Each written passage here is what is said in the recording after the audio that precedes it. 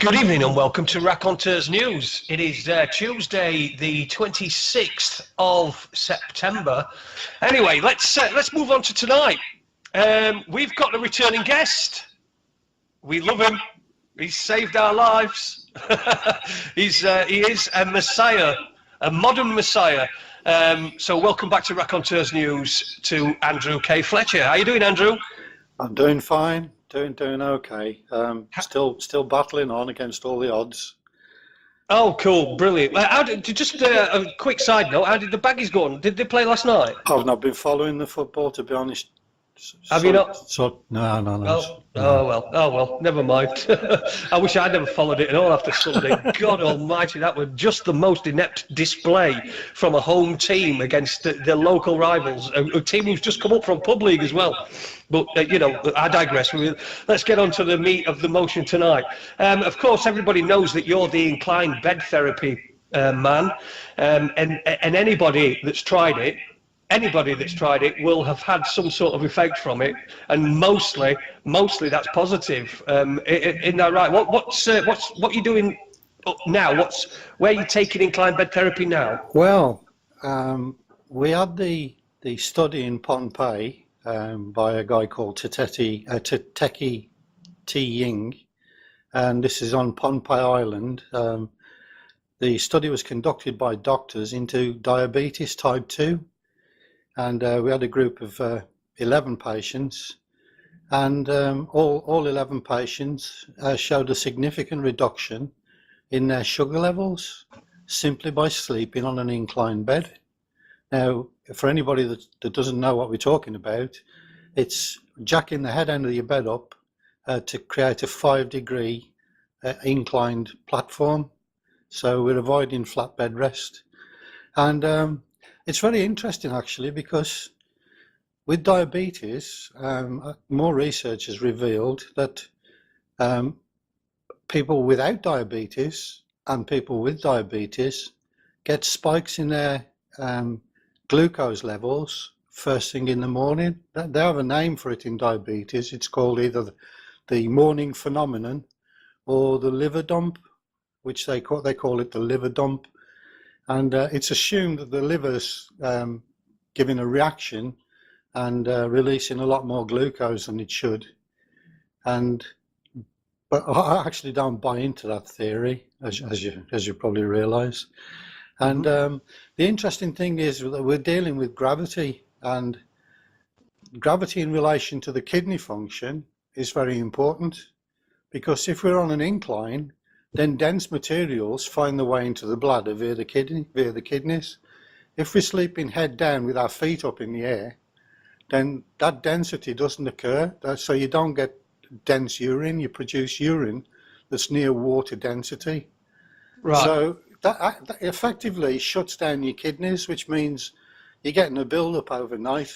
And flat bed rest also does the same. So healthy people and diabetic people are getting these glucose spikes, which to me suggests that the bed might be causing the glucose spikes, seeing as it occurs at night. You would think that would be the logical question is what's the bed doing to actually increase this level of glucose in the body. Is this just type 2 diabetes? Because I've got a bit of a vested interest in this. My wife's son, my stepson, he's type 1 diabetic. Now, getting him to sleep on an incline, in fact, getting him to sleep in the same bed every night is probably the most difficult thing. He's now 17. He's just got his first job. He's out and about everywhere. Obviously, we sometimes get quite concerned because he has in the past. Well, first, I'll give you one story. I was ill one day. I was ill. I'd caught something, and I was in bed, and I really felt like crap. And my wife came down with it. Ended up coming down with it. So she ended up in bed. And then he came down with it, and he was in bed. Now, while he was in bed, he did not take any insulin or anything. And in the end, I had to. What I was doing, I was going in, and it was clear he was in a coma. It was clearly comatose. Wow. So what I was doing is I was taking his blood levels. I thought I could cope with it, which I did. I did, to be fair. But I was having to go in and do his blood sugar levels, and it was so high that we couldn't even get a reading off the meter, and it must have been about 5 or 6 hours before I managed to even get a reading. Very and dangerous. This is doing his sugar every hour and then injecting insulin in him, and it was really bad. So I've got quite a vested interest in this. So does it help type 1 diabetics? Yes, I have a friend. Well, both the husband and wife have both got diabetes. Both are on insulin. The lady, I can't give names, obviously. No, of course not. But she had pancreatic failure because they at the hospital she'd had an injury and they gave her a huge dose of steroids, which was and the steroids shut down her pancreas, and they told her that she'd be a diabetic for the rest of her life on insulin. So Right. she got drug-induced type 1 diabetes. Well, oddly enough, over the course of a few years, she's been taking less and less and less insulin, and sometimes she'll actually skip insulin. She don't need it at all, but she's got a habit of eating. I hope you're not watching this, but she's got a habit of eating lots and lots of Cadbury's cream eggs and all the wrong things. You know, she buys them by the bucketful, Right. and she then has insulin to counteract the effects. A bit like a guy going down the pub and having a few bevies and thinks, well, I can bang some insulin in when I get back home and I'll be fine. But really, you know, but nevertheless, the pancreas, the doctors admitted, it started working again, which is pretty impressive, really. Well, it is pretty impressive, and you would have thought that they'd want to try and expand on that and build on that and find. Have you found anybody saying to you, saying to them, sorry, the patients, and saying, well, how's this happening? Well, yeah, it happens, but then when you give them the reasoning, and that's as far as it gets. You know, they're not, if they're not giving out pills, and you know, that's what they're programmed to do, then they're not really interested in something that doesn't involve drugs. Yeah. I made this point. In fact, I was when my stepson was diagnosed, I was the one that took him to the doctors, and I was the one that went off. So his mum were at work. She worked in a bank at that time. In fact, that was the last day she worked at that bank. That it was so bad with her. But that's another story. But I went along with him, and of course, when you've got a child, I think it was 10 at the time, when you've got a child being diagnosed with diabetes, type 1 diabetes, there's quite a lot to take in for the parents. Yes. And so I was the one that was available, so I was going along to most of these things, and I sat in a room full of people whose children had just been diagnosed with type 1 diabetes while they'd been taken away, and there was a guy, and he was saying, he was giving us some information and giving us some advice on how to treat it, and some information on what we should do in certain situations. And he said to me, he said to the group, he was a diabetic himself, a type 1 diabetic. And he said that when he was diagnosed, he always assumed that there would be a cure at some point. And he'd always had that point of view. But now he was in that position. He was telling people there won't be a cure. There's no cure for this. And so I put my hand up and I said, when he asked any question, I said, you said there's not going to be any cure for this. Do you think that the companies that make the insulin are looking for a cure? Because if they suddenly lose a huge revenue stream of insulin, then they've lost lots of customers and lots of money and lots of shareholders, I would imagine. And that somebody sat next to me, turned to me and said, do you know what? I've never thought of that.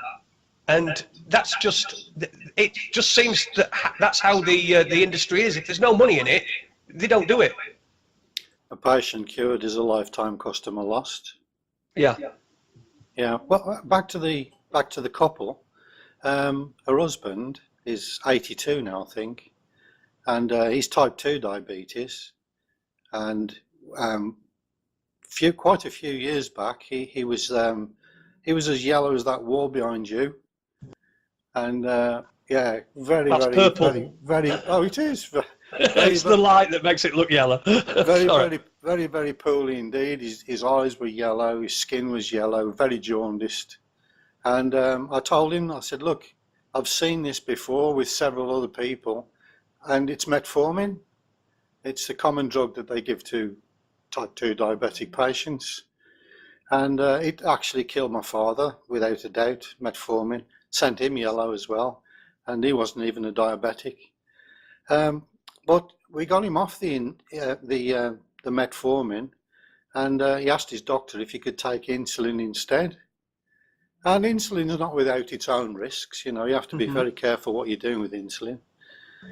And now he's hardly taking any insulin at all, and again he's missing. You know, he can go a day without taking insulin. So Unbelievable. You know, he's at 82 years of age. But we've had another report in, which is really interesting, which is a 92-year-old guy, and for 18 months his bed was put up and then he was put back down because they didn't agree with the data, they didn't agree with the theory, but they were willing to try it, thanks to a carer. And every time his bed went up, his sugar levels come down significantly, and when his bed went flat, his sugar levels went up. So it took him 18 months to say the bed's staying up, and now he doesn't have diabetes. He is cured of diabetes. But even more importantly, he had a persistent ulcerated pressure sore on his backside, which was diabetes related, and also diabetic neuropathy, and he both of those conditions have completely cured. They've gone. So that, at 92 years of age, you know, that's the time that everybody's trying to write you off, and he's gone in the different direction. Yeah. So what I'd like to do next, because that was your question, was to repeat what that happened in Micronesia with these 11 patients, showing that their sugar levels, not only the sugar levels dropped, but also all of the associated conditions that go along with diabetes. And in this country, or this island, amputations are rife. You know, people are getting gangrene. They're losing their lives. It's the second biggest cause of death on Pohnpei Island, next to heart conditions. And the feedback was fantastic, but it's been dutifully ignored. And I asked Tateki Yeting how much it would cost to have a larger study conducted, because that study only ran for 4 weeks. Right. So to have a larger study conducted, it was 50k, which is not a great deal of money in the face of things when you consider it's costing the NHS, with type 2 diabetes alone, £8.8 billion a year. Yeah. You know, that's a phenomenal slice of the NHS budget. So you would think that the NHS would want to get their head around this and test it further, but we know from experience that that's not going to happen anytime soon. So what I've done is I've asked people if they'd like to join me and test it for themselves and provide feedback, so we can get some more testimonials on diabetes, and we'll present this argument to the NHS. That's the next step for me. And I think diabetics have got nothing to lose by actually trying this. The 92-year-old guy? Yes, the 92-year-old guy. Yeah. Tell us about him. 92 years of age, and he's got diabetes. He's on metformin, and the family actually listened, but didn't quite agree with all of the data and the theory. Nevertheless, thanks to his carer, his bed was raised, and then his bed was put down again because the guy complained. And for 18 months, the bed was up and down, And each time they raised the bed, his sugar levels would drop significantly. And when the bed went flat, his sugar levels would increase. So eventually well, it was the guy that said the bed's staying up. 92 years of age. I need to repeat that, because that's the time of life when everybody's given up. Yeah. Not this guy.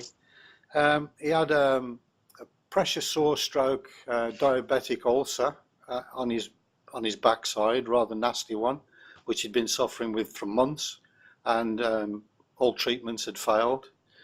And he had diabetic neuropathy, and all of these conditions. Actually, he was cured. He's no longer a diabetic. He doesn't need to at take... 92. Can you imagine him thinking that at that point in his life that he's going to be cured of this thing that's afflicted him for I'm assuming for a number of years. Yes, quite astonishing. And I don't know whether would the listeners have heard a bit about Pompey Island. Probably not. We've literally only just come back onto the live, but it'll be on the podcast. But yeah, go over it again for people. Okay, well, in Pompey Island, which is a little island in Micronesia, diabetes is the second leading cause of death. People over there are losing limbs through gangrene. Awful condition, and it's thanks to the American diet being introduced. They were all fairly healthy before the American diet arrived.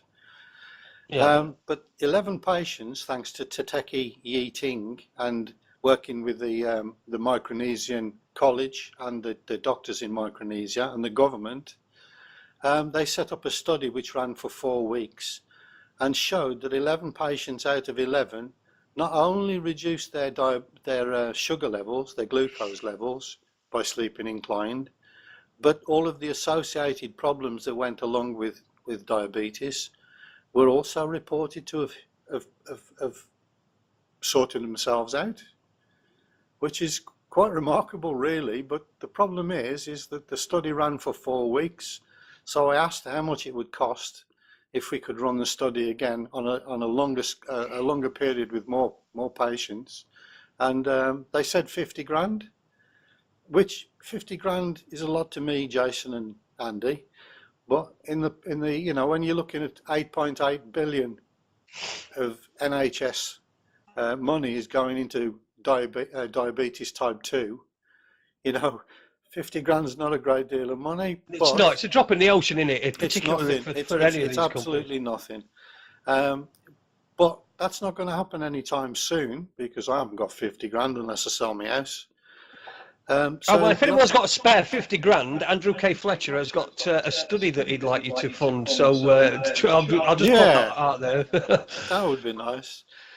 So we'll do what we've been doing for the last 23 years is take the message out there, thanks to you guys, and ask people who've got family members or friends with diabetes, type 1 or type 2, and there are a few other different types of diabetes as well, if they'll prop the beds up, keep a journal, record what happens to their glucose levels, and let's see if we can repeat what happened in Pompeii over a longer period. And all I ask for is that we can provide us, or you can provide us with a testimonial explaining what changed when you tilted the bed. I think this would be a smart move, given that we have limited funds. So if you can help me with this, it would be fantastic. Well, not to bore anybody that's listening to the podcast, I mean, you can skip perhaps about 5 minutes of this time, because we're just recovering things. But I wanted you to go into, like I said earlier on, I've got a type 1 diabetic stepson. And what you were saying earlier on about the morning spikes and about particularly the urine in the morning, that's the thing. I've got a 17-year-old stepson, type 1 diabetic, and he is terrible. It's a terrible aim at the toilet. So there's always, and it's what really grabs my attention about it is not only that, you know, he's 17 now, he should be able to learn to lift seat up and do whatever, but as when you clean it up, you notice it's really, really thick. Yes, It's almost treacly-like. That's not good. Yeah, and you've said that in studies on type 1 diabetes patients, when they've been sleeping inclined, that is resolved, and it's a water-like substance. Yeah, well, the couple that I mentioned earlier, there's two very good friends of mine. The gentleman's 82. I can't mention the lady's name or the gentleman's name. No. But he was on metformin and he was yellow, and I got him onto insulin. So we got him off the metformin, and his skin went back to normal colour. And over a few years, we've noticed his insulin dependence has gone down to almost nothing. You know, it can go days, and sometimes he's having very, very little insulin at all. You know, negligible amounts of insulin. Sometimes he's doing it out of habit, more so than trying to correct an imbalance. After a meal, for example, he was registering 9, which, you know, I think 7's a good number for a diabetic. Between 4 and 7. Yeah. Between 4 and 7, that's what they aim for, yeah. Yeah, but if you get to a 9, it's not the end of the world, you know. It can go much higher than that. But that's straight after, well, not straight after a meal. That's the time that you would expect the insulin to go, the glucose level to go up after a meal. But that's all it went up to, was 9. 9, which is ridiculous. I mean, with no insulin. When I, like I said earlier on, I was the one that took my stepson to the doctors when he was diagnosed, and we had to go straight to the hospital, obviously. And his insulin level, his blood sugar level was 40 at that time. Yes. 40. So for somebody to not have insulin and have a meal, be type 1 diabetic, and their blood sugar only going up to 9. I mean, 9's nothing. 82, really. 82 years young as well. Yeah. You know, the other thing was that his wife, her pancreas was shut down by being given a large dose of steroids, and she was told that she'd be type 1 diabetic for the rest of her life. That's drug-induced diabetes. And her pancreas, the doctor has verified that her pancreas has started to work again, and now she's taking hardly any insulin at all. And that's a couple, that's 2 out of 2 sharing the same bed, inclined, of course. Yeah. But the thing is, why it would work in healthy patients, healthy people and diabetic patients, when we go to bed, they're reporting that, and there was actually a study conducted with healthy people who slept on a flat bed for several days, and they actually caused their glucose levels to spike in the morning. Now, this is quite common with people with diabetes. So even irrespective of what you've eaten on the night before, you can fast, yeah? But go to bed and people are reporting that their glucose levels high in the morning. And as you said, the urine produced is, well, it smells like sugar puffs. It contains sugar and it's thick. Yeah. But what my wife and I did to actually test the theory was to sleep with our head down and our feet up. We slept flat as well, and we slept inclined. But when we slept with our head down and feet up, then the density of our urine went down to near water readings. So no waste was being excreted via the bladder through the kidneys when we were head down and feet up. Now that tells us a great deal about gravity. But to add some more meat to that, healthy people that go into space where gravity's been taken away from them develop diabetic symptoms. They develop trouble with the pancreas. And years ago, when they used to confine expectant mothers to bed, they also caused diabetic symptoms. So the bed really needs to be looked into. Yeah. The trouble you face, though, Andrew, is that you're not wearing a white coat. You're not asking anybody for money. and we don't call you Dr. Andrew K Fletcher, because it seems to be that people, I've come across, I tell everybody to tilt the bed, everybody. I mean, I had a bloke across road from me. He was telling me he's been suffering from depression. He's had his brothers died, and he's having to deal with his kids, and the mother's dead as well. And he's had a lot of hassle. He's having a lot of bad things happening to him at work, and I told him to get his bed jacked up, so I'll have to let you know if he does that on whether or not that helps him. But I'm an advocate for it. But what you get is that people are suspicious when it's something that's so simple and so it's cheap. It's cheap to do it with anything that you've got lying around the house, can't you? You get a couple of bits of wood.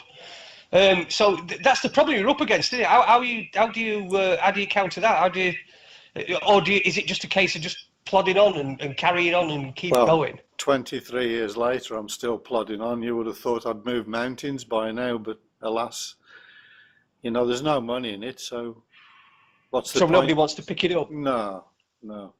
And of course, the doctors recommending it would probably receive the wrath of their the drug suppliers. Well, yeah, without a doubt, yes. So I think diabetes is certainly worth investigating further. I've been getting a few reports in. There's a couple of testimonials in. Where can people read those? Well, on the website, inclinebedtherapy.com. Inclinebedtherapy.com. Yeah. And of course, you've got a Facebook page. Yeah, we have a group and a page on Facebook. So what you're wanting to do is you're wanting to try and get a study going, perhaps not a scientific one, but a study going of people who've got diabetes, just trying this, yes. Recording the results, and then putting the testimonials on either Facebook or onto your website. Yeah. Well, to keep a journal, because diabetics have to be very, very meticulous about recording their blood sugar levels and the amount of insulin they take or the amount of drugs they take. They carefully monitor it. That's part and parcel of diabetes. So this group of people in particular would be very good at keeping a journal and providing some interesting data. And then the idea is that once we've got enough anecdotal cases, then what I intend to do is to go and present this to the NHS and say, look, one might be a coincidence, two might be a coincidence, three might be a coincidence, but if you've got 25 people or 50 people and they're all noticing changes, positive or negative, then it really needs investigating. That's no longer anecdotal evidence. You make a prediction. Good science is always repeatable. You make a prediction and you go out and prove it, and then you present the data, and it would be very hard unless there are fingers in the pies, that £8.8 billion that they're spending on the NHS can actually be put to a lot better use. Now, we're talking about blood sugar levels, but I've seen personally leg ulcers healing up just by tilting the bed. And as I said, that 92-year-old guy, large ulcer on his backside, wouldn't heal up, tilted his bed, healed up. I even met a guy with gangrene down in Paynton Town Centre. He had a massive wad of bandages on his foot, and I got talking to him because the missus was doing some shopping, and I said, how do you fancy tilting the bed? Because he told me he got gangrene, and he got back to me and said that the surgeon was amazed that the circulation had been restored. This is tissue that's rotting off your feet. And yet the circulation and the new skin was actually growing out towards because they'd already amputated part of his foot. All right. So it's not just about lowering blood sugar levels. It's about all of the other associated conditions that go along with diabetes. When my father was in hospital in Russell's Hall, he was given hours to live. And the ward was filthy dirty. Everybody was walking around with feet blacker than coal. Horrible place. But My dad made a remarkable recovery when we tilted his bed. He was comatose when he was in the hospital, but the prediction was wrong. He had an extra 8 months of life. He come out of the coma. He had multiple organ failure. Kidneys had packed up. He was producing tar like urine, which is, your kidneys have really shut down when that happens. You're literally bleeding through your kidneys. Right. And they said that they would never come back, and we tilted his bed. But they did come back, and the guy, his senior consultant, Dr. Ray, well, he was absolutely blown away by what he'd seen, and he helped Dad by putting a stent in to take the pressure off his gallbladder. And he had, like I said, he had another 8 months of life. But I said to Dr. Ray, I said, look, you see, and this ward was actually filled with amputees.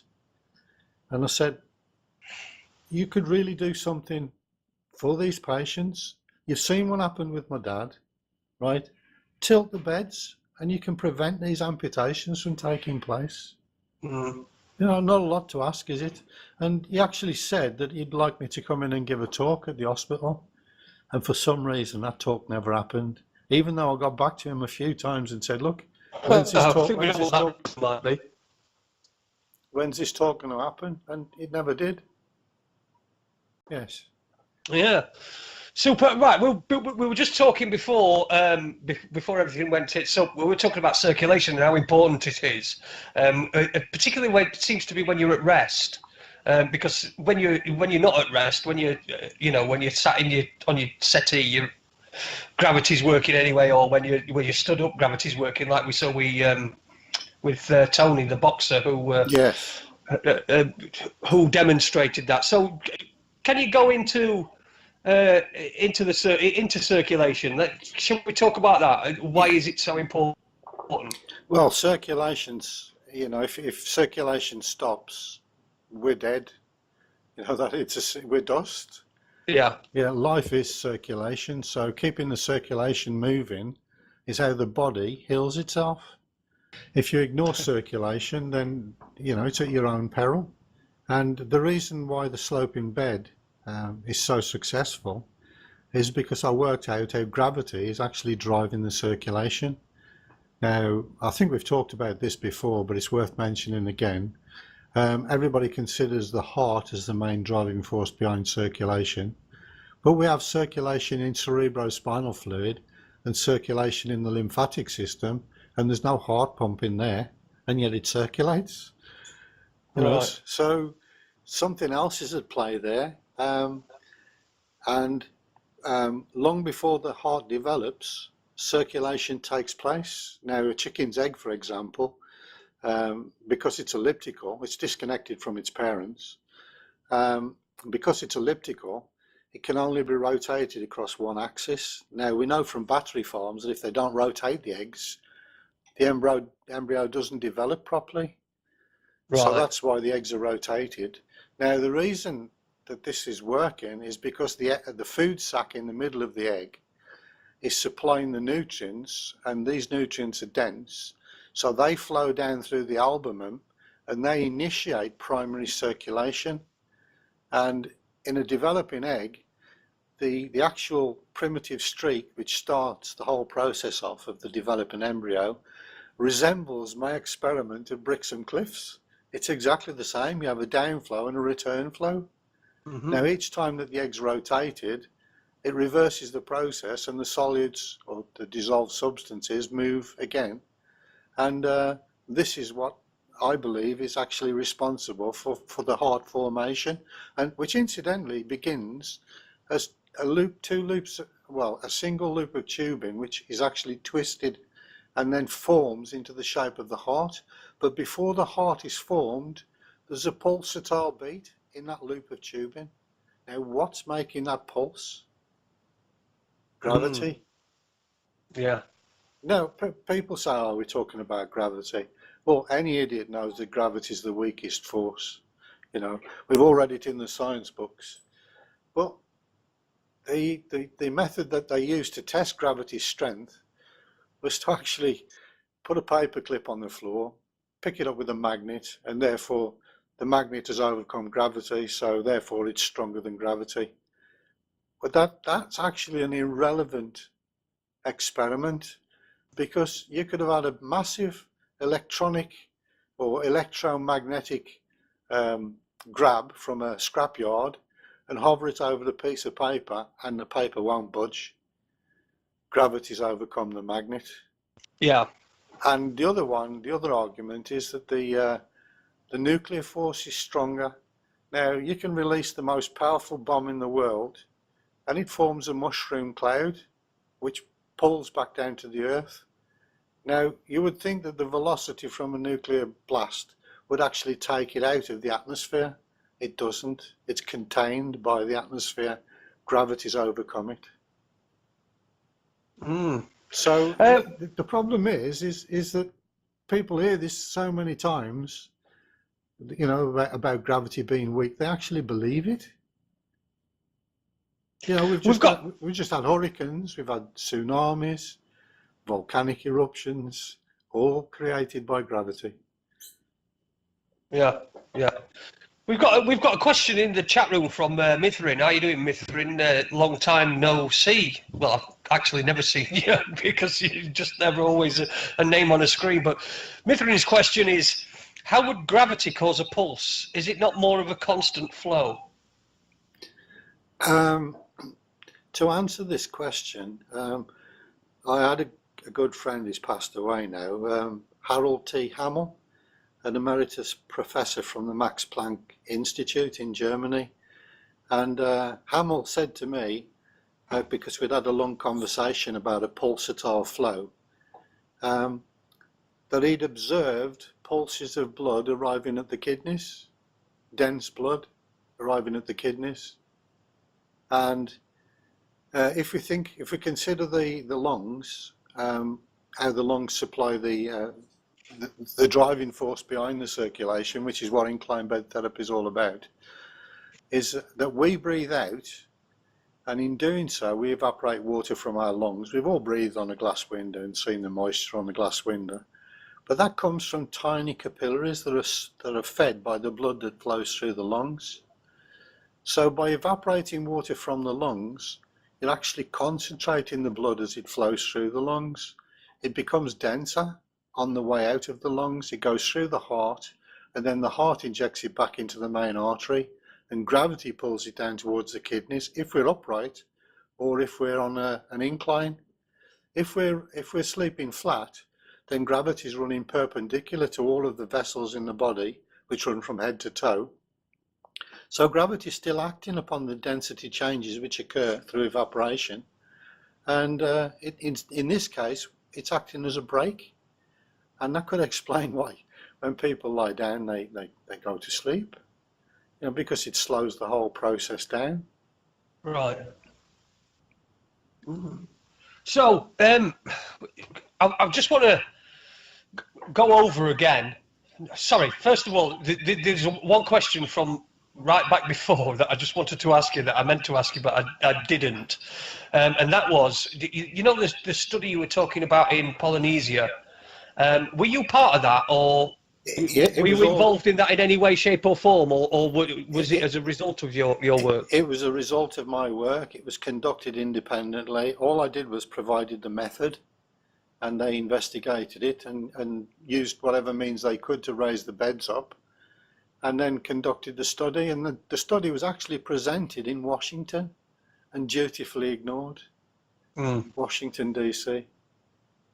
Yeah, that seems to be what the general consensus is, because I've gone to places. I've got APS, antiphosphlipid syndrome, and there's a Facebook page dedicated to it, and I put on there, everybody, we all should be trying this inclined bed therapy, and it got removed. It was ridiculous. It was like that we weren't to give out medical advice, and I said this is not medical advice.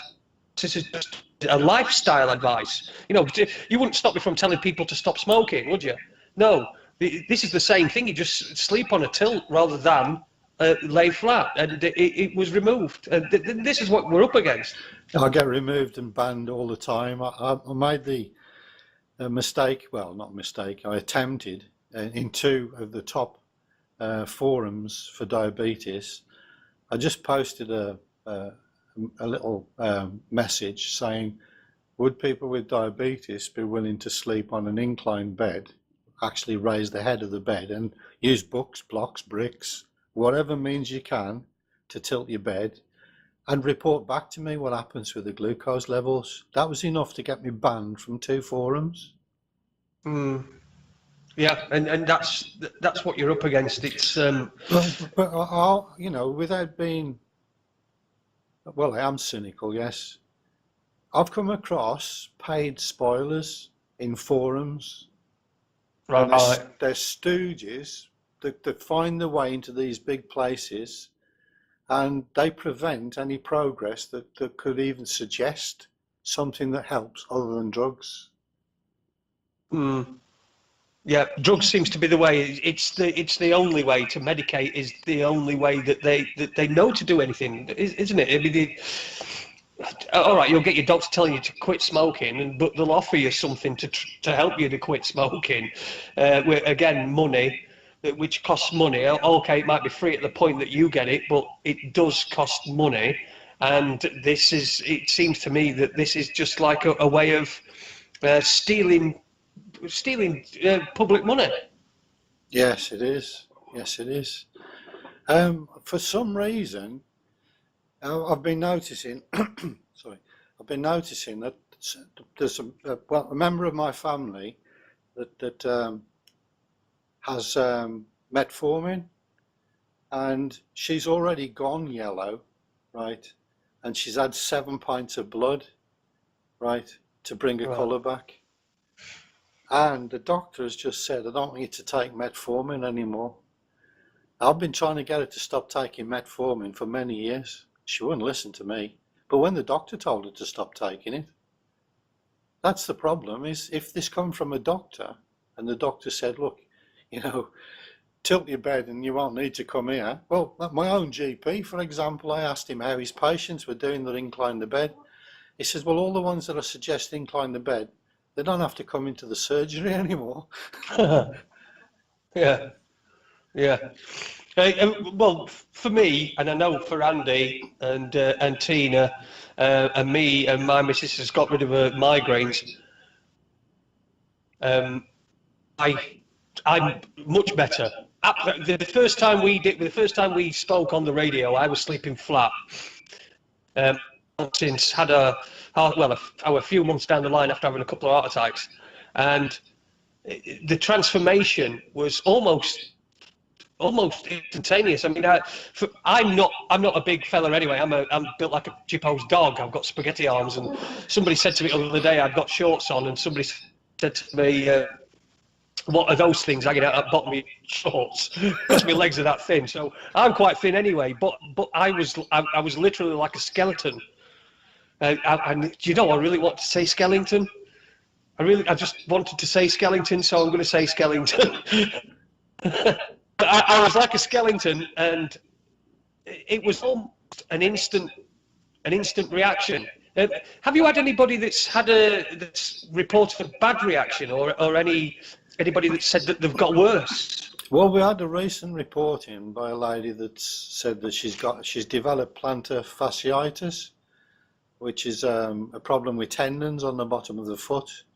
And she said that when she's put the bed down, the pain goes away. But when she puts the bed back up, the pain comes back. Now, plantar fasciitis is probably caused, in my opinion, by footwear.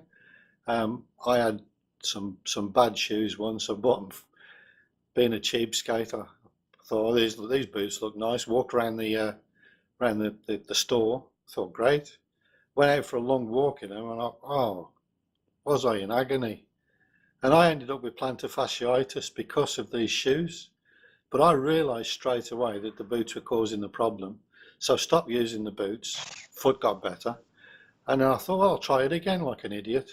And put the boots back on. And anything with a gel cushion or Any kind of cushion heel, you want to avoid it like the plague, because what happens is your heel pedal bone actually pushes and punches through the tissue and the tendons, because there's nothing supporting the underside of your foot. Yeah. Right. So we're all sold these Nike Airs and Reeboks and these best trainers, but they're injuring lots and lots of athletes. So, but then she went on to say that she does a lot of hiking. So I'm just wondering if she's got an old injury or something that that could have had a negative effect. There was another condition, and it was actually a person with a spinal cord injury, and tilted the bed, and the one foot would go purple. But what we realised was that they had a collapsed vein. Now, because IBT actually lowers the pressure in the veins, if you've got a collapsed vein, then it could actually close it and restrict it further. So again, that's worth bearing in mind. Yeah, on the shoes thing, I've got a blood clot behind my knee on my right leg. And to be fair, this leg shouldn't be still on. According to the consultant that dealt with it, it should have been amputated. But because of my condition, my right foot in particular is it's really painful to walk on, and so I wear Skechers. I wear Skechers with memory foam. What do you reckon to memory? Because I can only. I've been on a site today, and they've been saying that Skechers are causing a lot of people a lot of pain. Right. Yeah. But they keep pain from me. I mean, I have to wear them. What you need, Jace, is you need something that supports the whole foot, as if you were walking on the floor. You know, remember those old bumpers that we used to run around with as kids? You had a pair of bumper pumps, and you used to be able to jump over anything and be out in them all day, never had a problem with your feet. They were just, the whole sole was supported. There was no soft jelly pad in the heel section. Are you with me? So yeah. And in fact, some of the best runners in the world use a piece of tire strapped to the bottom of the foot in Peru. Then they run up the mountains with these pieces of tire strapped to the feet. Wow. Well, Zolda Budd was another example of barefoot running. And what a fantastic athlete she was. Yeah. The barefoot runner. Andy's popped in chat room. I've seen a fact sheet an old mate of mine was given by his GP telling him to raise his bed when he had swelling in his throat. Interesting. Yeah, we'd like to see that, I think, and find that doctor. Can over and get his beds inclined. Right, anyway, listening to Raconteurs News, we are coming to the end of the first hour. It's Raconteurs News. We've got Andrew K Fletcher here with us. I'm Jason Holmes. Andy's producing for me tonight. So he sat there. Hello, Andy. We can see you. I'm waving at him now as we speak. So we are at the break time. I think there was something I wanted to remind everybody of, but I can't remember what it is. We're on new time anyway, 7 till 9. That's what it's going to be from now on, I think, on Raconteurs News. AD is still on sabbatical. So we don't know what's going to happen with Raconteurs 2. I'm going to try to do my best to keep it going, keep it afloat, keep it there. But sometimes it's going to be quite difficult. So we'll try our best. That's all I can do. Anyway, thanks for the first hour, Andrew. It's been brilliant. We've got another hour to go. We'll get into some of the other conditions that Incline Bed Therapy has helped. We'll recap over some of those and some of the results that you've got and some of the testimonies that have been presented to you. We'll do that in the second hour. We'll just have a quick couple of records. So one or two, Andy. Have we got one or two? We've got two records. We're going to play two records. Good for me because I can go and use the toilet. Thank you, Andrew. We'll see you on the other side of the break. And don't move that dial. Hey, I always wanted to say that. All right. I'll grab Take it a away, coffee. Andy. Yeah. Yeah, I wonder if it's because we got 3 videos going that's, you know. No. I can't hear you, Andy. We can't hear you. Oh, that better. Yeah, that's it. Yeah, normally the videos don't bother it, but yeah, well, once you get going again, I'll switch mine off. It'll save that bit of bandwidth. All right. I'm going to grab a coffee. Okay. All right. Nice one, Andrew. I know what you're off to do. Have a piss. Yeah, right. Oh, no need for that, mate. Oh, right. Already sorted. Ah, nice one. No, I thought you were off for shit. Oh, no. That's gone now. Ah, right. It's gone back up.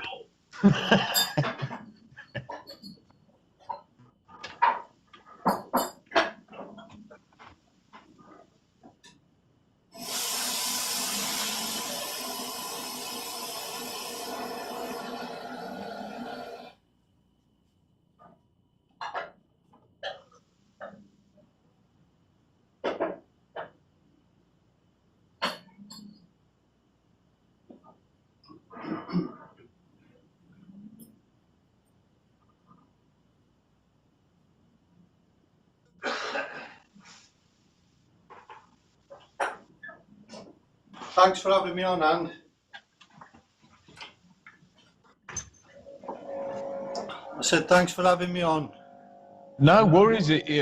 Jason doing it all on his own at the minute. I'm kind of taking a break. I wasn't planning to be here, but it just happened that way tonight. So. All right. I'm just going to have a pee. Yeah, sure. It won't happen again, though, will it? Oh, toss, mate. I don't mind. Bob Jacobs, the looking pot smoking, Harley riding dude that was home first. Do you want me to get him on for you? Yeah. Cool. I've got any Tuesday in October. I want to fill Tuesdays up first before. Apart from next week, I've got Neil Sanders on. Yeah, cool. All right. I tell you, you mentioned Tony Moran. You know, he's posting a lot of fucking stuff. He's a really spiritual guy. He's got a real attitude, and even though he's working the doors, he's trying to help people along spiritually. I think he's an amazing. I reckon you get a brilliant 2 hours out of him. Oh, we'll get him on again then. Yeah, you talk about his boxing because he's going for another world title now. He wants to do mixed martial arts, so he's got one in boxing, one in cage fighting, and one in mixed martial arts. All right. Now he's just had another kiddie wink, right? Well, I'll get in touch with him and see if he wants to come back on. Oh shit, playing boy from Sheffield. You better go back on, hadn't you? I didn't realise we'd gone into the 3rd song. Are you going back there then? Yeah. Okay. Right, I'll fade it. And welcome back to Raconteurs News. A little bit of a sneak preview of the song that's going to play us out, Boy from Sheffield. That's me, of course. I'm the boy from Sheffield, making my way through life. And I tell you what, it's a ride. It's definitely been enjoyable. This making my way through life.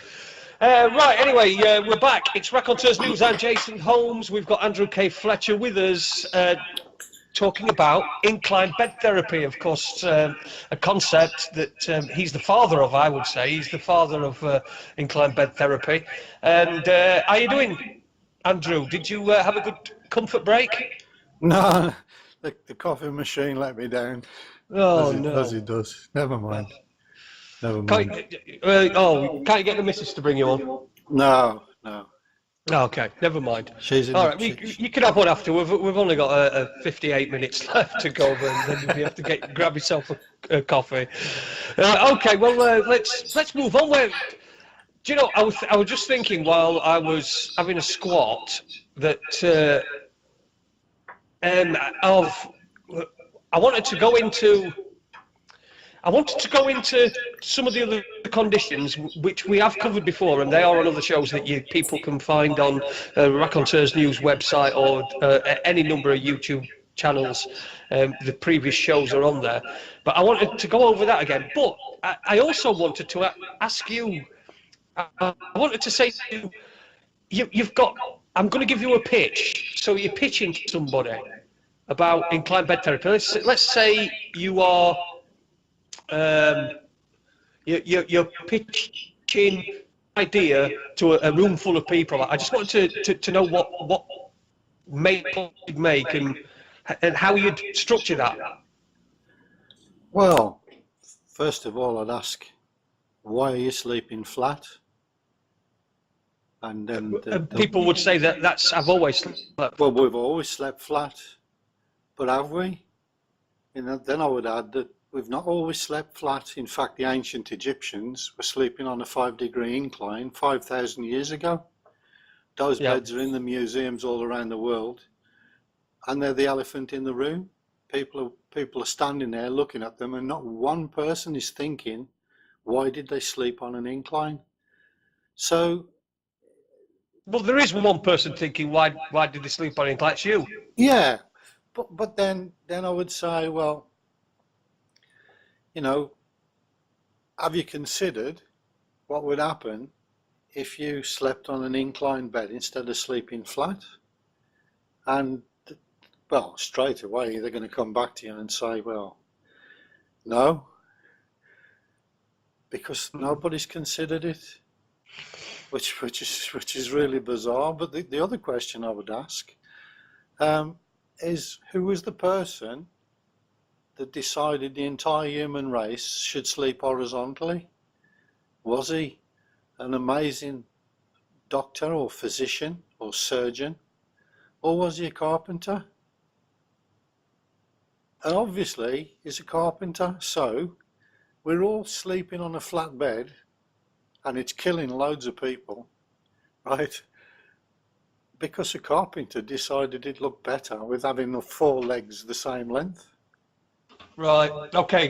When you said carpenter, I thought you were on about Jesus. No. Which you can't blame me for sleeping flat. No. But there's images of babies swaddled on an incline in a manger. Now, this was around the Tudor period. Why would they want to put the babies on an angle? Well, the answer to that is because of the sweating sickness. It killed millions and millions and millions of people all over Europe. And generally, if you got the sweating sickness and went to bed, you didn't make it to the morning. You were gone in the night. So they realised that they needed to avoid lying down. Yeah. And during that period, they made the bed shorter so that people would sit up in bed. And they sat up in bed for a good reason, because they knew if they lay down flat, they'd be gone. Right. Yeah, and the nurses that were dealing with the sweating sickness, and indeed the influenza in the 1918 influenza outbreak, well, the nurses were too busy to lie down because they were helping all these patients that were dying in the beds, millions of them, incidentally. The influenza killed more people than the actual battle than the war did. So they would be really busy, so they wouldn't have time to get sick, so they never got around to developing man flu, did they? much the same as they do today, that the wife is usually running around, keeping the place tidy, go out and do the garden, mow the lawn, and husband gets the flu and they're lying down. Now, if you're lying down, this is actually causing the metabolism to slow down, so your temperature drops, and everybody's temperature drops around 3:30 in the morning by 2 degrees. It doesn't happen on an inclined bed. My wife and I measured our mouth temperature on the hour, every hour, throughout the night, lying on an inclined bed, just the same as they did to actually confirmed in the literature that there is a 2 degree drop. It never happened. we didn't get the 2-degree drop. Did So- you try a control where you slept flat? Yes, And then, yes, yeah. yes. And you Okay. feel cold, and that's the time that a lot of people wet the bed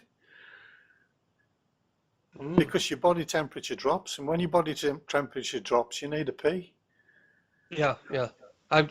Well, since I've been on an inclined bed, I've not wet bed. To tell you the truth, but I a lot never of wet kids bed do. before, but But incontinence it's again, going back to the NHS, it's a massive problem for nurses. And if you can prevent a lot of this from happening, it's going to ease the burden on, I mean, can you imagine the laundry bill for the NHS? yeah, it's going to be huge, isn't it? Especially in these days where it's out to a private company, so it's going to cost at least 3 times more than it would have done if it was in-house. And then you've got the man hours associated with cleaning the bed. And so the metabolism and the immune system improves on an inclined bed, without a doubt. And we've got the AIDS patients in Africa, which are still doing fine, incidentally, and they were at the end of life. They weren't given any drugs. All they were given was a couple of blocks of wood under the bed, and they stopped getting diarrhea. The immune system's picked up, and they've gone back to the villages. Beds are still inclined. But why are we not hearing this? Why this is the thing. This is the frustrating thing, is we're not hearing this anywhere. And if I went on to, let's just say, I managed to get a spot on a news show, and I brought up inclined bed therapy, I'm sure I'd be struck down, shouted down pretty quick. Yeah. Well, they'd just turn the mic off, wouldn't they? Yeah. We've got somebody in the chat rooms just posted anonymous 7542. I don't know exactly who that is, but they've put on a side note, inclined sex is okay as well. Well, indeed. I think we covered this as well with fertility issues. Well, we certainly covered it on one of our shows, because I remember that my wife wanted to thank you because I'd suddenly sprung back to life. Yes, yes. But even more interesting is that a lady that I know very well couldn't conceive, and she'd had IVF, didn't work, spent a lot of money on it, failed, give up. I told her to put the bed on a slope, and she got pregnant. That's interesting, because a friend of mine a friend of ours, in fact me and Adi both know her, both friends with her. We met in 2012, and she was a 40-year-old woman who was not producing eggs. Right, so she wasn't. She really wanted to have children. She'd had some IVF that had failed, and we're talking about a surgeon, a foot surgeon here, somebody who's in the medical profession. And we after one of our shows, she'd listened to one of our shows, inclined her bed, and about 9 months later, she gave birth to twins in her 40s. Wow, wow. And she wasn't producing any eggs. Well, funnily enough, a good friend of mine now on Facebook, Donald Flumerfeld, told me about this lady of the night who works the streets. She's getting on quite a bit, well into her 40s, and she'd stopped ovulating, right? And she produced a healthy young boy. Yeah. Not really great news if you're on the street working, but it was interesting and increased fertility. But So that's a fantastic result, and Jace, actually, that's a fantastic result. I wonder if she'd provide some feedback. she probably would. I'll get in touch with her and see what whether or not she'd be prepared to do that. I know she's quite a private person, but you know, Well, it can be done anonymously. I'll tell you how desperate she was. She was at the point of adopting children or adopting a child, but her problem with that was she would be expected to vaccinate that child, and she didn't want to do that. Good for her. So yeah. So she given up on that, and then suddenly out of the blue, she's pregnant and she gives birth to two lovely babies. She's got twins now, and it's something she wanted her entire life. That's what she wanted, and now she's got it. Fantastic result! What a fantastic! Yeah. Wow! Two little bundles of joy.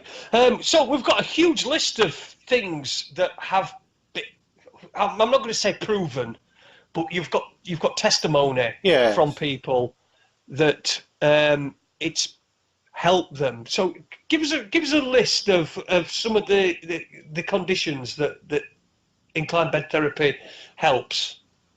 Parkinson's disease. Had some amazing results with a gentleman with PD, who, when I met him, he was severely swollen with fasciitis, which is swelling in the abdomen, and his whole body was swollen. His attention span was a few minutes, and then he'd doze off. He hadn't got much of a facial expression. He wore what they call the Parkinson's mask. And we got him to tilt the bed, and the feedback was phenomenal. The improvements that he was experiencing were amazing, and he got to the point where he was up and about, walking around without the Parkinson's gait, which is the Parkinson's shuffle. Absolutely incredible what happened to this guy. And he then started to walk down to see the grandkids playing on the school fields, took himself down and brought himself back. No problem at all. I went round there and knocked on the door. Now, this is a guy who needed help to stand up, help to get to the bathroom, stair lift. I knocked on the door and he said, "Oh, hello." I said, "I've come to see, I'm Andrew." He said, "I know who you are." So, even though he was in that state in Parkinson's, he still understood what I was talking about. Yeah. And he says, "Oh, I'll give the wife a shout." And I watched him, and I swear I watched him walk up that stair, shouted his missus, turned around and walked back down. He couldn't have done that. And a few weeks later, he's messing around with the car, and I got a panicking voice from a lady on the phone saying he's just drove off in the car. Which is absolutely mind-blowing, yeah, to see that. Well, that's Parkinson's. Multiple sclerosis. Absolutely incredible results with multiple sclerosis. A primary progressive MS, even that responded well. I got a lady on the Facebook group, she'd love to come in and have a talk to you guys, Terry Harrison. And she, for years now, hasn't had a problem with MS. In fact, a neurologist sacked himself. He said, "You don't need me anymore." Now, what's the odds of that happening to somebody that's got MS? Yeah. But there's another story. Is this? I was at a friend's birthday party, and I saw a lady cupping her hands, holding her head down, and obviously depressed. And I went up to her and said, "Whatever's the matter?" And she told me the story about her son, and he'd got an enlarged, dysfunctioning pituitary gland, which has left him paralysed. And the pituitary gland is very important in the body. It drives everything we do is actually dependent on the pituitary gland. And there was nothing that could be done. So I told her about the bed, and she said to me, "You're not listening. There's nothing that can be done for my son." I said, "No, you're not listening." And that was how it was left. Anyway, a year later, I'm at the same friend's birthday party, but this time it's in a hotel down in Paynton. And I'm with the wife, and this woman staring at me, and I'd forgotten all about her, and she's staring at me, and she come over and flung her arms around me and gave me a big kiss and a hug in front of the missus. And she said, it worked. I says, I really don't know who you are. And then she told me, and she said, my son is actually down the gymnasium. He's got full use of his limbs back. Brilliant. Just tilting the bed. Brilliant. Andy's just posted something in the chat room. He said, amazing results reported to me by a listener at a cinema. He rushed up to me to tell me how his wife was off her meds for multiple sclerosis and pain-free, thrown away her sticks and swimming in the gym every day, just from inclining the bed. Wow. So that's Andy. And he also adds a little footnote to that was the first time he ever got recognised. And it was all down to you, Andrew. I don't know whether that's a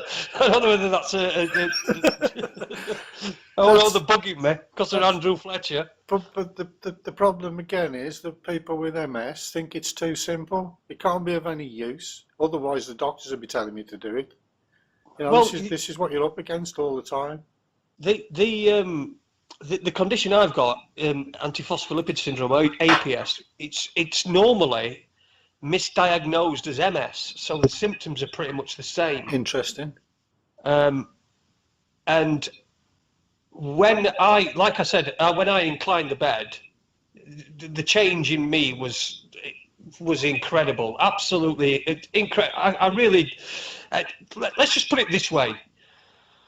In May of 2016, I was 5 months from my last heart attack, and my team, Sheffield Wednesday, were in the playoff semi-final at home to Brighton. So it's the playoffs, it's a big game. My dad rang me up and he says, I've got tickets, do you want to go? And I said, Dad, I wouldn't be able to go. I would not be able to go. I wouldn't be able to go. Move on a couple of weeks. I was at the playoff final at Wembley, and I looked completely different. I felt completely different, and that was just a couple of weeks after inclining my bed. You know, obviously things take time. You don't just put weight back on overnight. No. But I felt so much better. And like you said, the morning, when you wake up in the morning, I think the little things are the way to sell this, because you're not going to get anywhere with trying to. Sorry, this is just my opinion, but they're going to try and put barriers up when you're recommending this for people with lucrative illnesses. Yes. You know, so someone's on it for life. So I think the way to do it is the small things, the things that it does for you. If you're not, you know, chronically ill, if you're just a regular dude, if you've got no wrong with you, you put your bed up, you wake up in the morning, and your energy levels, like someone's energy level. Someone's put in the chat room that the energy levels are raised. Yes. And you don't have the puffy eyes like you said before. So snoring as well is another good one. You don't snore. No, that's that. See, my wife. Oh God, blimey, Jesus Christ! She makes windows when she snores. She makes windows rattle. So, but she didn't snore anymore. I could get to sleep as well. Another thing that was stopping me from getting to sleep were snoring. It doesn't happen anymore. So that's another thing out of the way. So it's these little things, and the migraines as well. I mean, I know that's not really a small difference. It's not really a small thing, a migraine, but in the grand scheme of things, if somebody says to you that they suffer from migraines, there's no way you could. If you don't, there's no way that you can understand what that feels like. I understand what migraines are. I used to have a bucket to throw up in by the side of the bed when I had a migraine. Horrendous. There you go. Horrendous. But this it almost eradicates it. I think that since we put our bed up in, I think it was April 2016. Since we put our bed up, and by the way, it was my wife that did it. because she'd heard the show that in fact she was probably sat behind. I think she was sat behind me when we were doing a show, and she was the one that came home from her work with some bed raisers. I got some proper good bed raisers. I remember you saying, yeah. And it was her that did it, and she was doing it for me because obviously I was in quite a state, and thinking it would help me, which it did, obviously, but also as a side effect, it stopped her migraines, it stopped her snoring, it stopped. She used to have a thing where she'd. I think it's narcolepsy or something like that, where not narcolepsy, but sleep apnea. It's where she's asleep and then she chokes and wakes up. Right. You know what I mean? Yes. And it's got rid of that as well. So I think the way to sell inclined bed therapy is the little things. You know, I know it does do good for people, but these people who are have got chronic illnesses, they also regularly see doctors. Yes. And they will mention it, and the doctor will probably say, "Yeah, there's no in it." You know, 9 times out of 10. Yes. So I think the way to sell this is through the benefits for conditions which are not sort of chronic conditions, but that perhaps, you know, do afflict people like migraines and like snoring. Yes. Yes. Well, cellulite again. You know what I mentioned earlier. You know, the Ripley fat that they get. You know, like I said, I was saying to Andy, this lady sent me a photograph of her thigh. No fatty lumps on her thigh whatsoever, and she sent me $100. That's a result, isn't it? Well, but that's probably a bargain on what it would have cost her to get rid of the cellulite. She spent a fortune on it, and nothing has worked. Nothing has worked. And she's tilted the bed. Boom. Boom, gone, yeah. Well, Bang. not only that, I mean, what about performance in sports? We've talked about this. Look what happened to Tony Moran. Yeah. What if you had a whole team of football players sleeping on an incline? You know, they'd have the edge. Yeah. I agree. And sports sciences it's big business. Yeah. But again, breaking through again, you know, same problem. Of course it is, yeah. Of course it is. But Anonymous 7542 has put that my legs look great now in my fishnets. Lol. So it's somebody else that's got better legs, shall we say? I know mine are still spaghetti and that, but at least the right colour at the moment as well. Well, you know, if we're talking about gravity again, and I think we mentioned it in the past about NASA and all of the space programs, where they're confining people to sleep on a bed for months on end, and they're giving them 17 grand just to stay in bed. Now they're doing this to accelerate the aging process by 10 times faster than you would if you was getting out of bed. Yeah. And the reason they're doing it is because it mimics what happens to astronauts in space, who also degenerate 10 times faster than they do here on Earth. You know, your skin thins, your bones decalcify, you get stones in your kidneys, livers, visual it's not a natural environment for your body to be in, is it? One astronaut went blind. So yeah. you get loads and loads of problems associated with taking gravity away, and NASA has spent billions of pounds on this research. You know, and they've come up with the idea that putting people in a bed will bring us the same results, and we don't have to send people up into space to see how they degenerate. We can do it here on Earth, and yeah, but an inclined bed definitely wouldn't work in space, would it? No. I did have NASA contact me once. I've been trying to contact them quite a few times, and I had a phone call right out of the blue, and they asked me what could be done to prevent the degeneration in space on long-term space flight. And I said the only thing you could do is to have a slowly rotating centrifuge, and that won't work. It might offer some help, but it won't work. And I said, if you send people on a long journey in space, they'll be dead. They'll come home in body bags if you're lucky. Yeah. Andy's also posted in the Skype chat here that we've got. Andy's my producer tonight. He's thank you very much, Andy, for turning up. He said he's not had a cluster headache since he raised his bed. So and he's just realised that as well, because Andy suffers from these cluster headaches, or used to anyway, until he raised his bed.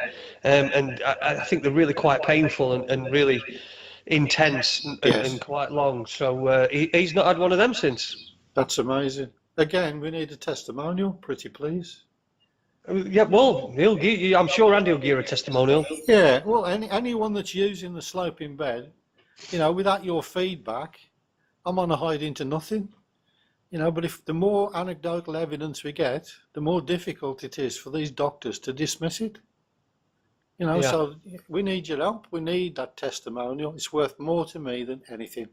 Just send the feedback. If there's anybody out there with either a chronic condition or even something, I don't know, snoring, migraines, asthma even, I don't know whether it has any effect on that. I mean, well, it's actually recommended for respiratory conditions. It is recognised in the medical profession to raise the head of the bed. And for heart conditions now, I'm seeing more and more patients being advised. And I've actually been to a house, and straight out of the blue, and I walked into the bedroom. I was buying something off the internet, as you do. Yeah. And I walked in, and this guy's bed was on a slope. And I said, "Who's told you to put the bed on a slope?" He said, "Torbay Hospital did." Oh, well, that's good news. So somebody's listening. Somebody is listening, yeah. Let's hope they are. Oh, going back to the heart, I mean, this would be really useful information to yourself, Chase, seeing as you've had a couple of heart attacks. I had a dog, a bull terrier with a heart condition, one that we'd had given to us. And he was getting on a bit. He was about 6 or 7. And we'd take him out for a walk, and he'd collapse, and he'd have a full-blown heart attack. And all I would do, Jace, is just raise him up against my body. And every time I did it, he'd come round. He gasped, and he'd come back to me. And Brilliant. Every time I went out, he'd have a heart attack, and I'd bring him back to life. And the last time we took him out, we gave him a piece of steak before we went for a walk. And I said, this time, I'm going to let him go, because it's cruel what I'm doing. Yeah. I mean, to me, it was interesting. But I was trying to help my dog, obviously, because I love the dog anyway. Yeah. But I was really interested as well, because this was working. All I was doing was raising him up against me, and he was coming back to life. And the last time I took him out, I left him down, and he died. Wow, that must have been difficult for you. But like you say, you were doing the best thing for the dog, wasn't you? Yes. For the animal itself. Yes. Because obviously every time if it goes out, and every time it goes out, it's having a heart attack. It's suffering, but it's some of the. There's countless things that I could say have happened to me that have since having climbed my bed. Countless things. What about? You mentioned AIDS earlier on. Can you go into that a little bit more? Because that AIDS research, I know we've talked about it before on a different show, but I think it's quite important. It is important. I mean, years and years and years ago, back in 1995, I actually was invited to give a talk on World Service, BBC World Service, and I wanted to get the message out then, because I was realising then that people were developing more immunity to illnesses. If you were on a sloping bed and you got the flu that everybody was in bed for weeks, you were up and about in a day. It didn't knock you about. Yeah. So clearly that the immune system was responding as well, and I suspect it's responding because that circulation doesn't slow down, and if you keep the circulation moving, then the viruses can't actually get a hold of the cells, because they actually attack you through the fluids. So if you keep the fluids moving, like a river, if you stagnate water, if you slow water down to stop water, it can get stagnated and then becomes putrid. Yeah. If that water's moving, somehow keeping it agitated prevents it becoming, stale. Yeah. So the same with the blood. If you keep the blood flowing and it doesn't stagnate, which incidentally is 3:30 in the morning when your body temperature drops, which a lot of people manage to die in their sleep around the same time as well. Yeah. That should send alarm bells ringing. But with the AIDS patients, all I can say is that is exactly what I've said to you, is that they were put on the sloping bed, the diarrhea stopped. Now, AIDS is, they literally poo themselves to death. Chronic, Right. uncontrollable diarrhea, and the skin was all wasting away. But, what you described as a walking skeleton, well, these were lying down in bed as a skeleton. I think Dr. Richard Asher put it perfectly in his, I think it was in the 19th century, early 19th century. He wrote a paper on the dangers of bed rest, and it's certainly worth looking up. Well, they were in care, they were in the hospital, and they were at the end of life. It was the game over for these patients, and we tilted the beds. Well, my friend over in Botswana tilted the beds, and almost immediately the diarrhea stopped. So now they're making use of the diet that they've been given. So they're building up strength. The grey, lifeless skin colour that they had and the lesions all melted away. They got stronger. They was helped out of bed, a little bit of rehabilitation, moving around, back to the village. And this has been about 18 or 19 months ago, and they're still fine to this day. And they were at the end of the game with full-blown AIDS. Yeah. I did want to bring up. I did want to bring up when I were talking about things that are less chronic. What came to mind is I had an auntie who died in 2003, and she'd got Crohn's disease. Yes. And she'd had all of her stomach had been removed, and I used to go I used to go and visit her. She'd spend like 8 months at a time in hospital, and I used to go and visit her, and it was so. God, it was so horrific. I used to go to the Northern General Hospital and I'd take her a McDonald's. Now, she'd eat the McDonald's for the pleasure, but while she was doing that, I was hoovering her stomach out because she'd got an open stomach. Yes. I was hoovering it out while it was, so she was getting the pleasure of eating it, but it wasn't going anywhere. Now, she had. In the last, I think she died. She died in 2000. In 2000, I think. Yeah, March 2000. She was 34. My dad's sister, youngest sister. Wow, that's a young age. Yeah, it was horrendous. I mean, they had. What had happened is they ballsed her up on the first time when they caught the Crohn's disease, and ended up having to take all her stomach out. But anyway, she died. But in the last, I think, month it was of her life, and this question might sound a little bit trivial compared to what the background that I've just given it, but she was in a bed that it had air pumped into it, so because she'd been in bed that long. That's to avoid pressure sores, yeah. Yeah, to avoid pressure sores. That's my question, because that bed was costing the NHS £100,000 a week to rent. £100,000 a week to rent. Now, would a normal inclined bed would that Yes. counter those sores? Well, we covered that earlier when I talked about the guy with the diabetic ulcer on his backside. Yep. Which is a pressure sore that's become infected, yeah. Yeah. And he couldn't couldn't control it, and that's it's completely healed up. But because again, back to your point, circulation is the most important thing. Keep the circulation going, and the body can heal itself. Yeah.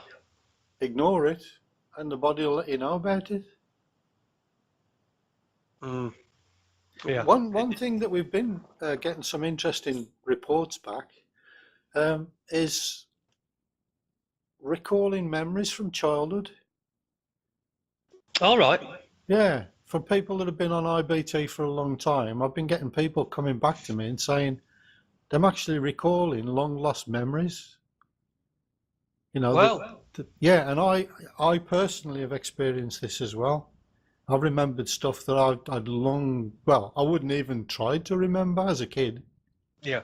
and yet it's come back to me. You know, I can remember amazing stuff from being at school as an infant. We've got a question in the chat room, Neil Austin. But I think I know the answer to this question, but I'm going to ask it anyway because,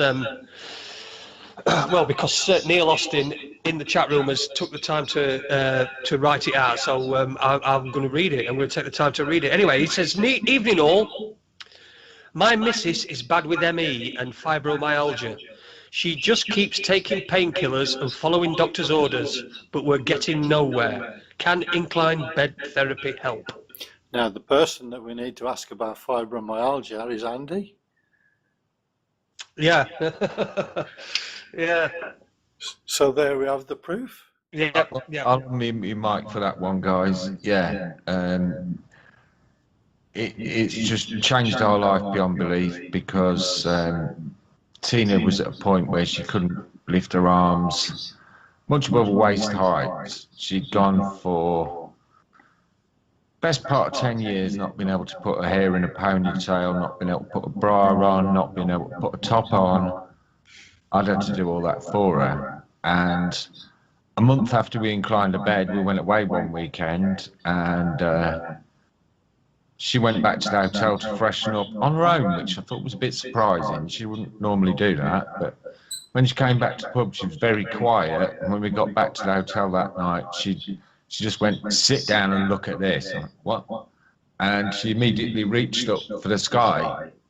And I'm like, "What the hell?" And she went, "Well, I just felt the spot on the back of my neck." So I went to pick it, and suddenly there was something out of my eye corner I've never seen for 10 years. It was my elbow.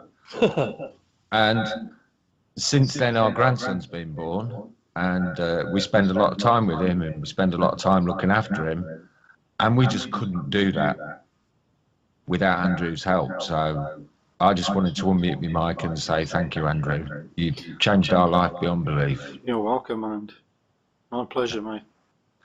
There you go. That was the voice of Andy Young, our producer tonight, and my former co-host. Well, he'll be back. He'll be back at some point, but that's Andy. That's answered that question. Yeah.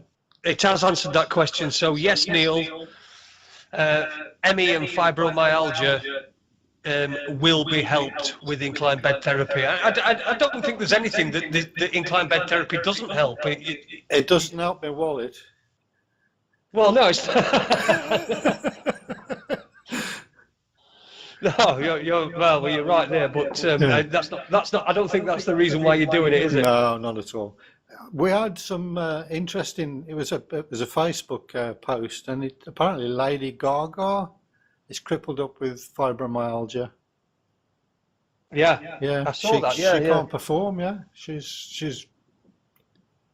Yeah, so you know, if anybody has got Lady Gaga's mobile phone number.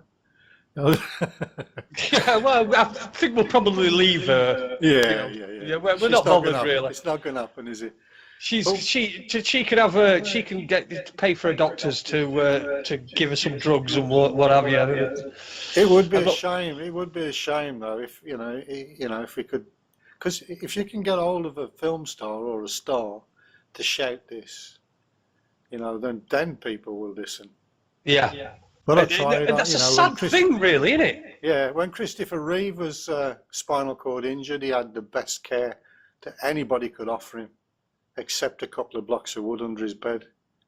And I tried and tried and tried to get through the barriers, but he had so many guardians looking out for their own interests. You couldn't get through to him. You couldn't reach him. And tried again the same with Michael J. Fox, because he's got Parkinson's. Yep. Yeah, couldn't get through. You just cannot get past the barriers. No, the gatekeepers, the people that are put in place to stop, well, people like you from giving them a free.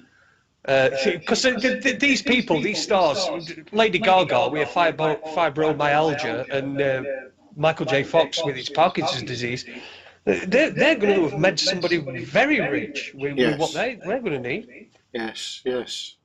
And unfortunately, the outcome's going to be the same. You know, I mean, insanity is to keep doing the same things over and over again and expecting to get different results. I remember reading that quote somewhere. But the insanity is where we're at the moment, isn't it? In all aspects of this world. I mean, what's up is down, what's right is wrong, and what is, what's good is bad, and anything that's free, people are suspicious of. To me, it's a no-brainer, an absolute no-brainer. Well, you incline your bed, you'll feel better. You might fall out of it, bottom of it a couple of times. Might be a bit uncomfortable. You might not sleep for the first night or two. Yeah, the first 2 weeks. I'm glad you mentioned that, but the first 2 weeks can be problematic. You'll probably be cursing me in the first 2 weeks.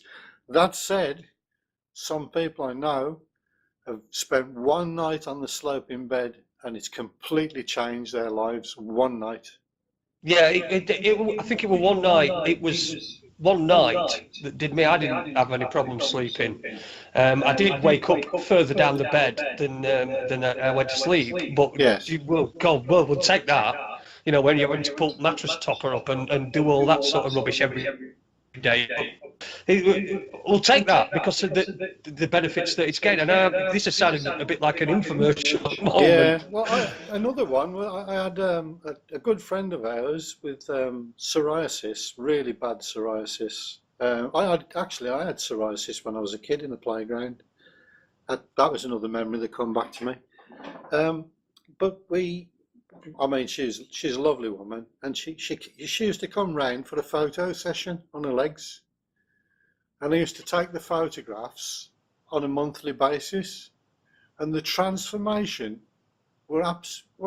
she hadn't got psoriasis at the end of it, and today she sleeps on a flat bed. Work it out, and she's got psoriasis. Words fail me. Yeah, words fail me as well. I mean, I went on holiday recently and found myself sleeping on a flat bed for 7 days, and I can tell you that it doesn't take long for the effects to be reversed. No, it doesn't. One thing we found which was really interesting, you just reminded me actually, this was back in the early days. I made the mistake of lying on the floor. And because we'd been inclined and we hadn't laid flat, our brains had adjusted, right? And it felt as if my head was going down through the floorboards. Really, really bizarre. Now, anybody that's got the sloping bed or has been using it for a few months, try it. It's really strange. Yeah. You certainly need to keep doing it. Anyway, listen, anybody who's listening, it's Raconteur News. I'm Jason Holmes. My guest tonight is Andrew K Fletcher of inclined bed therapy fame. We've got about 14 minutes left. So what do you want to get in this last little bit here? Is there anything that we've not discussed that you'd like to talk about? Well, it's my favourite subject, as you know. I could talk for hours. The trouble is, I'll bore people's socks off. But I don't think you're boring anyone's socks off, Andrew. Well, I've become a bit of a bed bore, and anybody that's got the bed on a slope, they also suffer with the same condition because they go around talking about raising your beds up to everybody that won't listen. Yeah. Yeah, when I see people, when I speak to people, and there's one particular woman at this place that I go to, and she is always complaining about being tired, about not having any energy, about feeling drained all the time. And I keep banging onto her, incline your bed. Go on. She's on Facebook. I know she's on Facebook. She's a friend of mine on Facebook. I've said, go to it, just search incline bed therapy, even IBT. You're going to find something. Just look. But again, it's people think it's just something that's too good to be true. Yeah, yeah. And again, the thing that pains me most is that these kids that, it's not just kids, but adults are dying of what they call sudden adult death syndrome. Yeah. So they go to bed and they don't get up in the morning, gone. Yeah. And SIDS, sudden infant death syndrome. Tilt the beds, tilt the cots. They were doing back in the dark ages.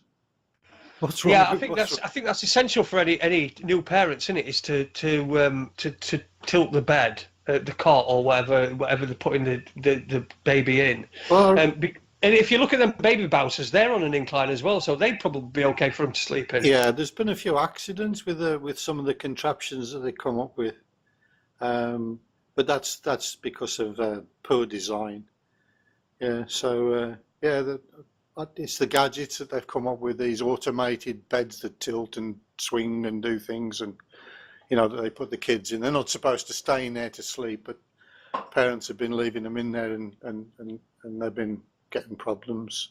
But with a flat bed, and you put your bed, you're advised to put your baby back to sleep. The Back to Sleep campaign from the Lullaby Trust. And now these babies have all got these misshapen heads because the skull's not formed, it's soft. So if you're sleeping in one position, it's going to mould itself to the pillow. And that's what's been happening, unfortunately. So there's got lots and lots of kids now with misshapen heads because of the Back to Sleep campaign. And the important thing there really is to rotate, not to stay in one position. Wow. So the possibilities and the ways that you can implement this are endless. Everybody you could incline everybody's bed in your house for pennies. Yes, yeah. Back to the guy with the diabetes, because the diabetes is really what I'm focusing on at the moment. Right, let's do that. I forgot to mention the 82-year-old guy had a bleed in the retina at the back of his eye, and they said he'd need laser surgery, and we tilted his bed and the bleeding stopped and the scar tissue healed up. Now he went to stay in Canada with family, and while he was in Canada he slept flat and his eyesight got worse, and he had another exam and his retina had started to bleed again. And now he's back home and he's got the bed on a slope. He's been told he doesn't need surgery anymore. So again, sight problems, visual disturbances, and I've even had people saying, I can't see, I put my glasses on and my eyesight's getting worse. I say, try using your old glasses and see what happens. And they've gone back a few prescriptions and their eyesight's improved. Mithrin's just put something in the chat room as well. Just a question, a quick point. How much would you raise a cot? Not 6 inches, surely. Well, I used to say this was in the days when you had video recorders, a couple of video cassettes. Right. Yeah, so very little really, yeah. Obviously because of the length of the bed. If that cot's half the length of a bed, then obviously you need to raise it half the amount that you would a bed, which is 3 inches. Right. Okay, that clears that one up. I hope that 7.5 centimetres, yeah. Yeah, I hope that answers your question, Mithrin. Neil Austin has put another comment in. Maybe we need just a double tinfoil hat for protection. And talking about Wi-Fi, something completely different. Right. Anyway, so we are we've got probably about 5 minutes left. InclineBedTherapy.com. That's where it's all at. Read Bedtherapy.com. Read the testimonials. They speak Read- volumes. And when you've read the testimonials, put your bed on a slope and test it for yourself, and then provide us with your own testimonial. Right, that's the important thing, isn't it? You want people to Yes. provide testimony. You want people with genuine testimonials. You Yes. want people to have logged the data. Yes. Of how, whether it's because we're concentrating on diabetes at the moment, aren't we? So, and the blood sugar levels. I'm going to. It's going to be difficult, but I'm going to try and get my stepson to do it. In fact, I might just incline his bed while he's not here, and then when he comes home, he'll just have to, wonder why his blood sugar's low in the morning. So I might just do that anyway. But we've learned that the blood glucose spikes in the morning, but we've also learned from that 92-year-old guy that it actually regulates the blood sugar. That's the most important thing. You see, I seem to remember from when I was in the learning phase of this, when Connor had just been diagnosed, I seem to remember they said that it's actually in the night that it spikes, your blood sugar spikes. Yes. Yeah. When you wake up, yeah. Because it's occurred at night. Yeah, right. So it's occurred at night and it's still in your Yes. system in the morning, which Yes. is why you wake up and your piss is like treacle and Yes. and yeah. Well, just to get that out of the way, I'm going to incline his bed and see if that does any help. So It would be very interesting. And if you can get him to keep a note of what happens, or whoever's looking out for him with his insulin and his medication, then make notes. Just jot a note down. Put a date down when you notice anything different. Like, I was using 40 units of insulin. Now I'm down to 20 units of insulin. That's noteworthy. Yeah. Of course it is. Of course it is. If you're using a quarter of the insulin that you were previously using, then I'd say that's an improvement. The other thing to check for as well, which I found interesting, is old scar tissue. All right. Okay. People I got ripped by some barbed wire on my leg when I was up to no good. Yeah. Yeah. And I've had a deep groove in my leg, and it's been there most of my life, except now it's hardly visible. I've just got a very shallow line. There's no dent anymore where the scar was, and it was a good groove. And the lady down the road had a gristly scar on her chin, which had been there since she was a kid, and she come back to me and said it's vanished. Yeah, well, I'm going to give you. I'm just now, if you can see, I don't know if you can see me, but I'm examining my leg, and I think we came up with this before. But when in fact, I can see the actual where the scar was, but it used to be a really, really deep scar, and I had a scar in my leg where I was stabbed by an ex, and it was a really deep scar, and I'm looking at it now, and it's all I can see it, but it's like it's level like with the surface. It's like I'd say it's one of those things where perhaps you might be if you were in an aircraft, and you might see something on the ground that you wouldn't see on ground level. Yes. But no, it's nearly gone. It was a really deep scar. Yeah, fascinating. Yeah. Brilliant. Well, fingernails as well. Changes in fingernails. Changes the half moons in people's fingernails. People that don't have half moons with bad circulation suddenly find they've developed half moons where there were none. And it was actually a palmist that alerted me to that, a nurse who was also a palmist. And she told me that they can read your palm, and what they're really looking at is the nails. And they look, I forget the formula that she used, but depending on the size of the half moons in your hands, told you about your heart health and your circulation. So have you got half moons on your fingernails? I have, yes. No, Yes, but you wouldn't know before whether you had half moons on your fingernails before you tilted the bed, would you? Because it's not something you'd look at. Well, but you see, when before I tilted my bed, my hands were just grey. Like when you were talking about the grey skin and Yes. you know, and how ashen you looked. I mean, Yes. we had I was talking with my wife over before the weekend actually, and we were talking about when I had the heart attack in December 2015, and it was my stepson that called ambulance, because I told him he came in and I was laid up bed and I said, you're gonna have to call the ambulance. I think I'm tired. And my mother-in-law came up because my wife was in Leeds at the time and I'm in Sheffield, so she was driving down. She got a call saying your husband's having a heart attack, and she phoned her mother up, and her mother, who was just around the corner, came round, and she actually phoned my mother up and said, you best come round because I don't think he's going to make it. It was so grey and dull and everything, and that's how it was for quite a while. Yes. But when I inclined the bed, I suddenly started getting pink back. Yeah. You know, my feet were used to be white because of my circulation, but now I got my pink back, and I can't recommend it enough. What about your body temperature? Have you noticed that you keep warmer when you're outside? You don't need. Were you in the situation where you had to wear extra clothing?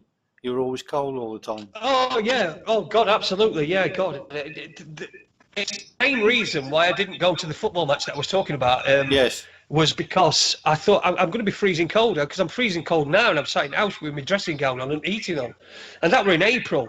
So, and I know you can't really put temperatures by months at this time, you know, round about now, but that